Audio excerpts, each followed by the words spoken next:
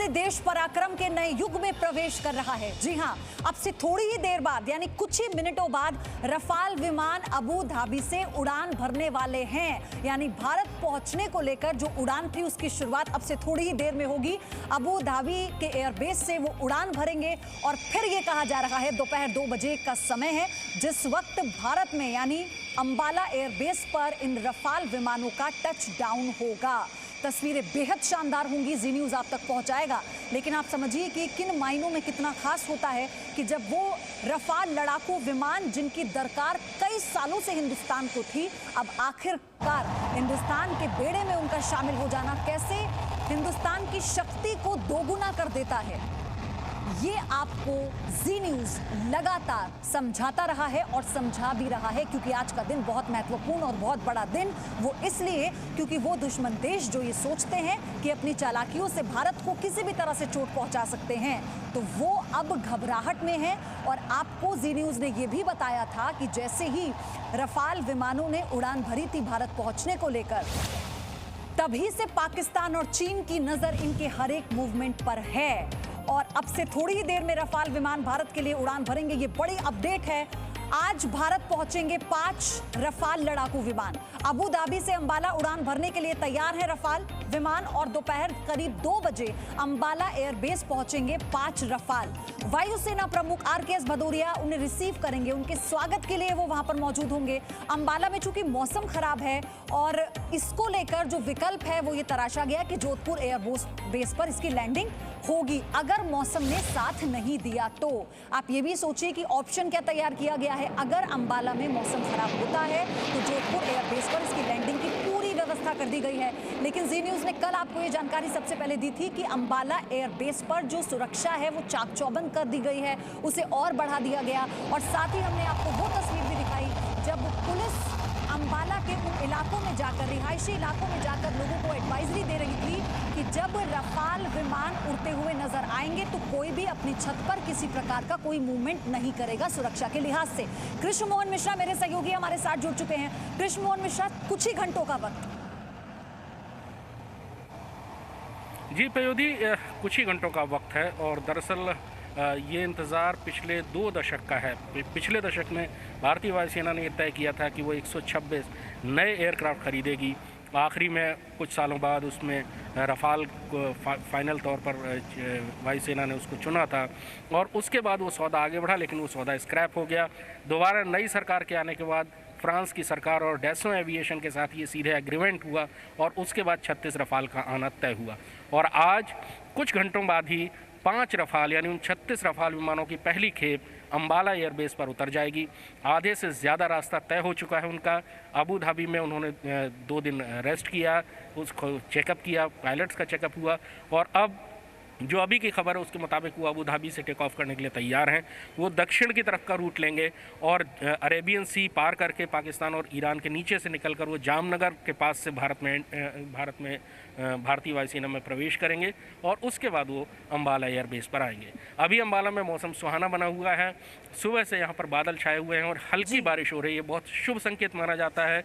हिंदू परंपरा के मुताबिक किसी भी शुभ काम की शुरुआत के वक्त अगर बारिश होने लगे, हल्की फुल्की बारिश हो तो उसे शुभ संकेत माना जाता है। यही शुभ संकेत आप इस समय अंबाला में भी महसूस कर सकती हैं कि यहाँ पर बादल छाए हुए हैं, अच्छी हवा चल रही है, लेकिन ये मौसम ख़राब नहीं कहा जा सकता। हल्के बादल हैं, हल्की बारिश है और इसमें कोई ऐसी आशंका नहीं है कि तो हम अभी से ऐसे कहें, जो मौसम की जानकारी हम दर्शकों तक पहुंचा रहे हैं कृष्ण मोहन मिश्रा, इसको ऐसे कहें कि मौसम अंबाला में सुहाना है। अभी ऐसी नौबत नहीं आई है कि जोधपुर में जो व्यवस्था की गई है वहां पर टचडाउन इसका करवाना पड़े। और मेरे साथ जो मेहमान है विंग कमांडर विनोद नेब, कॉम्बैट पायलट हैं। सर, बहुत स्वागत है आपका जी न्यूज़ पर। आज ये कितना बड़ा दिन है, भारत की शक्ति को दोगुने करने वाला दिन और जिसका इंतजार पूरे देश को है। कुछ ही घंटों बाद वो इंतजार खत्म होने वाला है। पहले आपका इस पर रिएक्शन। ये देर आए दुरुस्त आए, बहुत सालों से हमें इसका इंतज़ार था और आज वो भरपूरी हो रही है उस बात की, तो बहुत ही तहे दिल से मैं खुश हूँ और देश को भी खुश होना चाहिए। आज हिंदुस्तान की भारतीय वायुसेना का मनोबल ऊंचा होगा, शक्ति बढ़ेगी और जो पे थोड़ी सी हमें कमी महसूस होती थी वो पूरी होगी। और अगर ऐसे ही सिलसिला चलता रहा और ऐसे 400 भी आ जाएगा और दूसरे जहाज भी आ जाएंगे, ये जो है हम गगन को चूमेंगे ग्लोरी के साथ, इस बात तो तय है। और आज रफेल आ रहे हैं, इनका बड़ा स्वागत है। और ये सहने की बात है कि जनता को जानना चाहिए इस बात का, देर आ रहे हैं पर गवर्नमेंट ने कोशिश की है कि इसको कंपनसेट करने की। जी। वैसे पायलटों को वहीं ट्रेन किया गया और वहाँ पे सिमुलेटर में काफ़ी कुछ इन्होंने ट्रेनिंग पाई है, उसका बहुत असर पड़ेगा। मतलब कि बहुत कम समय में ये यहाँ पे फुली ऑप्स हो जाएंगे उस जहाज़ के ऊपर, और ये तैनात किए जा सकते हैं बहुत जल्दी ही बॉर्डर के ऊपर भी। तो मतलब कि कॉम्बैट रेडीनेस जो जहाज़ की होगी बहुत जल्दी हो जाएगी। इसके जो वेपन्स थे हमारे, वो ऑलरेडी देश के अंदर आ चुके हैं और देश में हमारे पास सुरक्षित हैं। तो इनके आते ही थोड़ा सा इनको वक्त दिया जाए और उसके बाद ये तैयार रहेंगे। कुछ भी काम आप इनको देना चाहेंगे सुरक्षा के लिए, एयर डिफेंस के लिए, ग्राउंड अटैक के लिए, ये सक्षम है।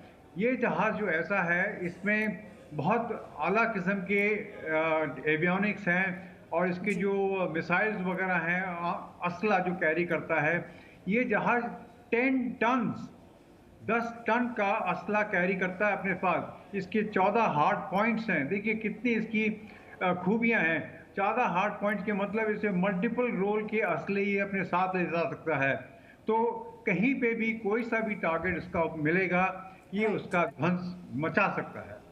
सर, आप इतने अनुभवी हैं, आप इसे और बेहतर तरीके से बता पाएंगे कि आपने देखा होगा इससे पहले जितनी भी डिफेंस डील हुआ करती थी, कितना लंबा समय लगता था और उसके बाद फिर ट्रेनिंग हो, चाहे सोल्जर्स की हो चाहे फिर वो पायलट्स की हो, लेकिन एक समय सीमा में रहते रफाल का भारत आ जाना और पायलट्स का पूरा ट्रेंड हो जाना, ये क्या दिखाता है कि हम इस वक्त कहां पर खड़े हैं, हम किस तरह से आगे बढ़ रहे हैं। एक विश्व गुरु की भूमिका में अब हमारा किरदार बदल चुका है। बिल्कुल सही बात बोल रहे हैं आप।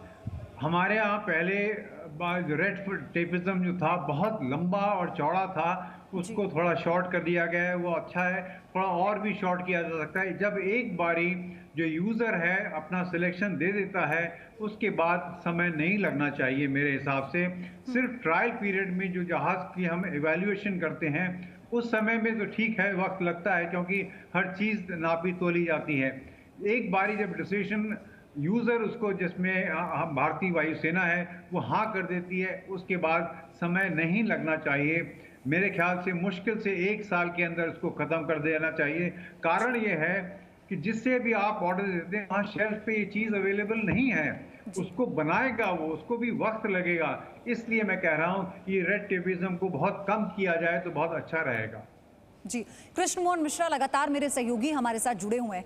कृष्ण मोहन मिश्रा, रफाल के टचडाउन के बाद कितना समय लगेगा इसकी तैनाती को लेकर, क्योंकि जब रक्षा मंत्री राजनाथ सिंह के साथ कमांडर्स की दिल्ली में बैठक हुई थी तो ये कहा गया कि उसमें इस बात पर चर्चा हुई है कि रफाल की तैनाती कहां होगी, इसे लेकर क्या जानकारी है? देखिए पयोधी, रफाल को अगर अंबाला एयरबेस में तैनात किया जाता है तो वो एरिया कवर कर सकता है जिसकी ज़रूरत भारत को किसी भी तनाव के वक्त में पड़ सकती है। यानी पाकिस्तान और चीन दोनों ही के सारे ठिकाने अंबाला में रहते हुए रफाल फाइटर जेट की जद में होंगे। इसीलिए अंबाला का चयन किया गया था इसका बेस बनाने के लिए। कितने दिन में ऑपरेशनल हो जाएगा? एयरफोर्स के सूत्रों ने यह साफ तौर पर कहा है कि हफ्ते भर के अंदर रफाल ऑपरेशनल हो जाएगा, यानी किसी भी ऑपरेशनल रोल के लिए जाने के लिए हफ्ते भर के अंदर तैयार हो जाएगा। ये बहुत महत्वपूर्ण है क्योंकि इसमें अक्सर कई हफ्तों का वक्त लगता था किसी भी नए एयरक्राफ्ट को लाकर उसके सिस्टम्स को इंटीग्रेट करना, उसके हथियारों को इंटीग्रेट करना, यहाँ पर उसकी जो भी मेंटेनेंस से लेकर हर चीज़ की सुविधा है उसको तैयार करना, और फिर उसके बाद वो ऑपरेशनल होता था। लेकिन ये एक्स्ट्राऑर्डिनरी सिचुएशन इस समय भारत के पास है। 2 से ढाई महीने हो चुके हैं अब तो कि जब भारतीय और चीनी सेना एक दूसरे के आमने सामने है, तनाव बहुत ज़्यादा है दोनों देशों के बीच में, और ऐसे में रफाल जैसे एयरक्राफ्ट को जल्दी से जल्दी ऑपरेशनल करना एक बहुत बड़ी चुनौती थी, जिसको कि ये कहा जा रहा है कि 7 दिन के अंदर यानी आज अगले बुधवार तक रफाल किसी भी मिशन के लिए, किसी भी मुहिम के लिए तैयार हो जाएगा। उसके जो हथियार हैं, मिसाइल्स और स्मार्ट बॉम्ब, वो सारे के सारे आ चुके हैं। अम्बाला एयरबेस पिछले 2 साल से तैयारी कर रहा था, नए कंस्ट्रक्शन हो रहे थे, फैसिलिटीज़ बन रही थी, वो पूरी तौर पर तैयार हैं, हथियार पहले ही आ चुके हैं और रफाल अब से कुछ घंटे बाद आ जाएगा। यानी 1 हफ्ते के अंदर भारतीय वायुसेना के रफाल किसी भी तरह की सवाल में विनोद सर से लिया था मैंने कि हम समय सीमा में रहते हुए कितनी जल्दी डेडलाइन के अंदर हम अपना जब कोई काम पूरा करते हैं तो हम कितने सक्षम होते हैं। विनोद सर, इसी बात को आगे बढ़ाते हुए कि 1 हफ्ते में यानी अगले बुधवार तक कैसे ये एक्टिवली ऑपरेशनल हो जाएगा, ये कितना बड़ा मैसेज है चीन और पाकिस्तान के लिए स्पेशली? देखिए, सबसे खास बात है इस जहाज में जो है हमारी जो स्टैंड ऑफ कैपेबिलिटी है बहुत हाई है जी। तो इसको ऑपरेशन में डालना जल्दी पॉसिबल है, बिकॉज कि उसका जो संबंध है दूसरे जो जहाज हैं दुश्मन के जहाज़ों से शायद नहीं होने वाला है। हमारे जितने भी इसमें असले हैं, जितने वेपन्स हैं, वो उनकी जो दूरी इतनी है कि आप दूर से ही अपने एनिमी को डिस्ट्रॉय कर रहे हैं। तो मेरा ख्याल है कि ये थोड़ा सा ये चांस लेकर इसको 1 हफ्ते में डाला जा सकता, 1 हफ्ता नहीं, थोड़ा सा और ज़्यादा वक्त दीजिए, इसको डाला जा सकता है। और दूसरी बात जो वो कह रहे थे कि अम्बाला और हाशिमारा ही क्यों चुना गया, उसके मैं खास बात बता दूं। वो बात ये है कि 370 किलोमीटर की रेंज में अपना पीओके और पूरा लद्दाख का एरिया जो है जहां पर हमारा ये सब चल रहा है आपस में, ये सारा कवर होता है। तो कहने का मतलब ये है कि ये जो जहाज है इतना रेडियो ऑफ एक्शन, ये कॉम्बैट रेडियो ऑफ एक्शन है इसका, मैं इसकी रेंज की बात नहीं कर रहा हूँ। और सिमिलरली हाशिमारा में भी जब ये डिप्लॉय होगा, जब हमारे और स्क्वाड्रन बन जाएंगे, तो वहाँ पे भी पूरा का पूरा हिस्सा इससे कवर हो जाएगा। मैं 370 की बात आपको बतलाना चाहूँ, 370 जो किलोमीटर जो है ये एक 1 वे है। अब जैसे कि मैं हाशिमारा में था, इसी सेम स्क्वाड्रन, ये गोल्डन एरो मेरा ही स्क्वाड्रन था सन 71 में, यहाँ हम हाशिमारा से उड़े थे, ढाका गए थे। ढाका 180 नॉटिकल माइल्स है। 180 नॉटिकल माइल्स मतलब कि करीब 360-370 किलोमीटर जो रेंज की बात कर रहा हूँ मैं यहाँ पे, कॉम्बैट रेंज है इसकी, वहाँ तक आप अटैक कर सकते हैं। और इसके ऊपर जो हमारे पास वेपन है उनकी रेंज अलग है। अगर यहाँ पर इन्होंने अपने जो मीटियोर है जिसकी 100 किलोमीटर प्लस है, तो मतलब कि आप 100 किलोमीटर प्लस और का टारगेट डिस्ट्रॉय कर सकते हैं। उसके पास हम स्काइप का सिस्टम जो हमारे पास दूसरी कंट्री से आया हुआ है, रेट्रोफिट करके दूसरे बॉम्ब को लगा सकते हैं, तो उसका डिस्टेंस और ज़्यादा है। एंड कहने और हैमर है, और then SCALP is another missile which is got great distance. So कहने का मतलब मीटियोर, स्कैल्प एंड एमसीए और स्काइप, ये सब मिलाकर काफ़ी हमें डिस्टेंस, स्टैंड ऑफ कैपेबिलिटी देते हैं। उसकी वजह से हम कोई भी टारगेट एंगेज कर सकते हैं और सुरक्षित ये रहेंगे। और उसके बावजूद इस जहाज में जो है, जो इसका रेडार है, उसके ऊपर देखिए J-20 नहीं आना चाहेगा आज की तारीख में। उसका कारण यह है कि वो पूरी तरह से खुद तैयार नहीं है, उसमें भी कुछ प्रॉब्लम चल रही है, उसके इंजन में भी प्रॉब्लम है। बट उसके जो रेडार सिग्नेचर हैं वो हमारे इसमें आ जाएंगे, तो उसको J-20 को खतरा है कि हम उसकी फ्रीक्वेंसीज को पता पड़ जाएगा। जबकि रफेल के अंदर स्टैक फ्रीक्वेंसीज हैं, मतलब हर फ्रीक्वेंसी पे ये चेंज करता रहता है, तो दुश्मन को ये जान लेना कि इसकी कौन सी फ्रीक्वेंसी बहुत मुश्किल है। और सर, हम जब चीन की बात करते हैं और पाकिस्तान की बात करते हैं तो वो दोनों मुल्क भी तो बखूबी जानते हैं ना कि रफाल की खासियत क्या है, या रफाल कहाँ पर स्टैंड करता है, वो कितना सक्षम है। कृष्ण मोहन मिश्रा, मैं आपसे ये जानना चाहती हूँ, भी आप बता रहे थे शुरुआत में कि हल्की फुल्की बारिश है, मौसम उस तरह से खराब नहीं है, लेकिन टचडाउन को लेकर मौसम विभाग की तरफ से स्वाभाविक तौर पर कोई अपडेट दी गई होगी क्या? अभी आप भाप पा रहे हैं क्या? आपके पास जानकारी है? और देखिए, अभी के हिसाब से जो मौसम का रुख है और जो भी खबरें मिल रही हैं उसके हिसाब से टचडाउन में कोई दिक्कत नहीं होगी। अम्बाला वो आएंगे और अम्बाला में वो लैंड करेंगे। हालांकि एयरफोर्स का हमेशा का एक प्रोटोकॉल होता है कि जब भी कोई मिशन होता है, वॉर टाइम में तो 2-3 डाइवर्जन रखे जाते हैं, लेकिन पीस टाइम में भी अगर कोई सॉर्टी आ रही होती है तो उसके लिए डाइवर्जनरी एयरफील्ड तय कर ली जाती हैं पहले से ही। और यहाँ आसपास बहुत सारी ऐसी एयरफील्ड्स हैं, एयरबेसेस हैं, जिनको मेरा ख्याल है कि डाइवर्जन के लिए तैयार रखा गया होगा।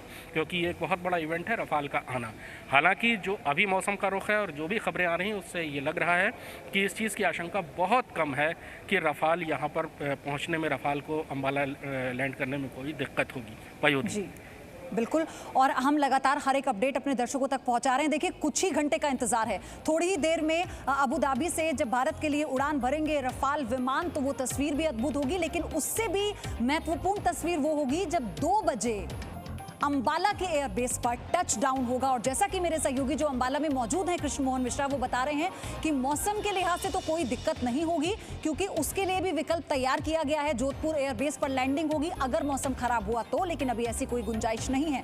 विनोद सर, आप बता रहे थे ना कि इसकी खासियत इतनी है कि कोई भी और अगर लड़ाकू विमान है तो वो इसके आगे स्टैंड नहीं करेगा, वो टिक नहीं पाएगा। लेकिन जब हम किसी भी 2 देशों के बीच के रिश्तों की बात करते हैं और जब उनके बीच में रिश्ते खराब होते हैं और युद्ध की नौबत आती है, तो उससे पहले भी कहा जाता है कि कई बार देश सोचते हैं कि कुछ ऐसा हो कि हम बातचीत की टेबल पर बैठें और उससे हमारे रिश्ते सुलझ जाएं।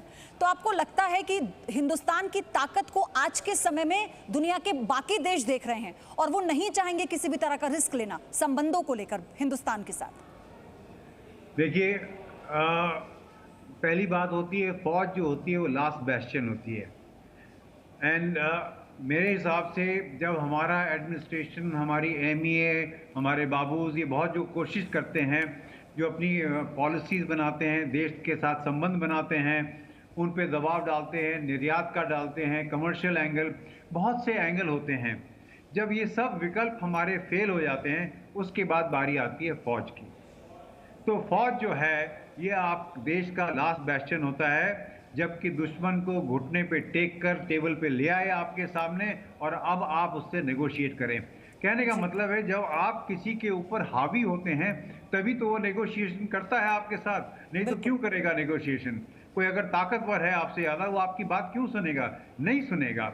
ये कहीं ना कहीं मैं इसमें थोड़ी सी खामी पाता हूँ अपने देश के अंदर।